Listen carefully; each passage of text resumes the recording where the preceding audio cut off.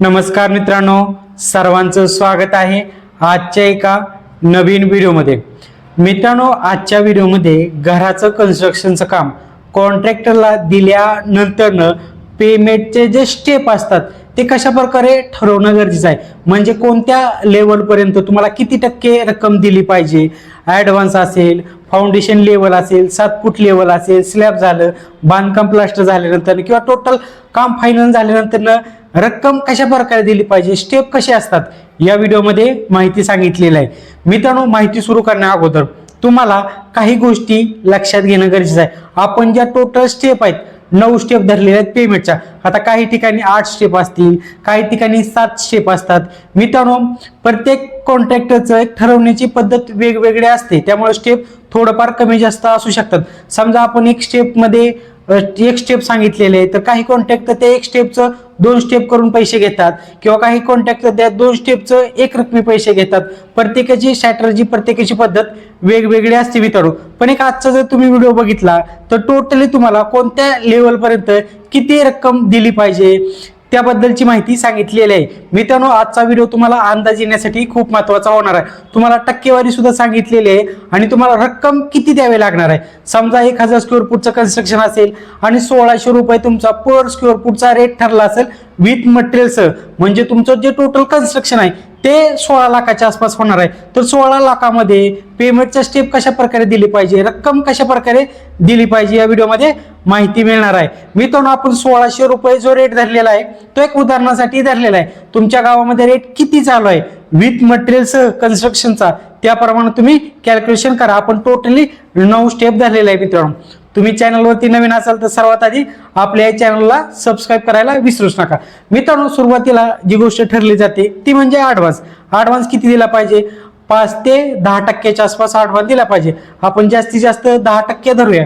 याचं कारण काय, सुरुवातीला जे कॉन्ट्रॅक्टर असतात त्यांना जे फुटिंगचं खड्डा असतील किंवा बरंचसं मटेरियल त्यांना आणावं लागतं, त्यांच्याकडे जे सेंटरिंग ठेकेदार असतात त्यांचं सेंटरिंग मटेरियल असतं, त्यांना सुद्धा काही ॲडव्हान्स द्यावा लागतो, किंवा मटेरियल असं बरंचसं आणावं लागतं सुरुवातीच्या कामाच्या वेळेस। त्यामुळे आपण एक 10% ॲडव्हान्स धरलेला आहे। ॲडव्हान्स तुम्ही 10% देऊ शकता, 5 ते 10%च्या आसपास देऊ शकता।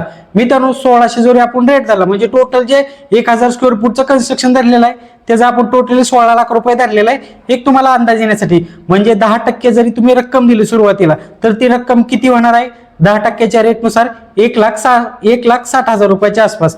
त्यानंतर फाउंडेशन म्हणजे जो तुमचं फुटिंग आहे सुरुवातीचा जो पाय आहे तो पायापासून ते प्लिंथ लेवल पर्यंत, म्हणजे तुमचं जे फाउंडेशन आहे जमिनीच्या वरती किती असेल, 3 फूट असेल, 4 फूट असेल, या लेवल पर्यंत तुम्हाला 15% रक्कम द्यावी लागणार आहे। म्हणजे किती रुपये द्यावे लागणार आहे, 15 रुपयाच्या टक्क्यानुसार 2,40,000 रुपयाच्या आसपास। समजलं मित्रांनो।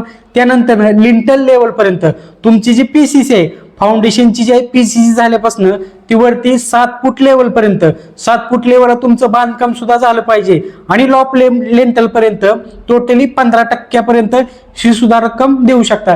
त्याची सुद्धा 2,40,000 रुपयाच्या आसपास रक्कम देऊ शकता। त्यानंतर स्लॅब आहे, स्लॅबच्या झाल्यानंतर तुम्ही रक्कम किती देऊ शकता, 15 स्लॅबच्या वेळेस म्हणजे 15%च्या आसपास तुम्ही रक्कम देऊ शकता। त्याची सुद्धा 2,40,000 रुपयाच्या आसपास होतात। त्यानंतर आतील प्लास्टर करण्यासाठी 10% रक्कमच्या आसपास म्हणजे किती, 1,60,000 रुपयाच्या आसपास। त्यानंतर बाहेरील प्लास्टरसाठी किती, 10%च्या आसपास म्हणजे 1,60,000 रुपयाच्या आसपास। काही कॉन्ट्रॅक्टर काय करतात, डायरेक्टली 20% रक्कम घेतात, आतील आणि बाहेरील प्लास्टर दोन्ही करून देतात, कारण प्रत्येकाचे स्टेप वेगवेगळे असू शकतात। समजलं मित्रांनो। त्यानंतर फ्लोरिंगसाठी म्हणजे सर्व रूम मध्ये स्टाईल बसवण्यासाठी 10%, त्याची सुद्धा 1,60,000 रुपयाच्या आसपास। त्यानंतर प्लंबिंग इलेक्ट्रिकलसाठी किती, 10%च्या आसपास म्हणजे 1,60,000 रुपयाच्या आसपास। टोटली नंतर पेंटिंग कामासाठी किती, 5%, 81,000 रुपयाच्या आसपास। समजले मित्रांनो। टोटली 9 स्टेप तुम्हाला सांगितलेले आहेत। आता तुमच्या कॉन्ट्रॅक्टर तुमच्याबरोबर कशा प्रकारचा ठराव होतोय किंवा कोणत्या गोष्टी कशा प्रकारे ठरल्या जातात त्यावरती सुद्धा, ॲग्रीमेंट वरती तुमच्या गोष्टी कशा ठरल्या जातात, पेमेंटचा स्टेप त्यावरती सर्व गोष्टी अवलंबून असतात। पण तुम्ही जर आजचा व्हिडिओ बघितला तर तुम्हाला टक्केवारीचा नक्कीच अंदाज आला असेल।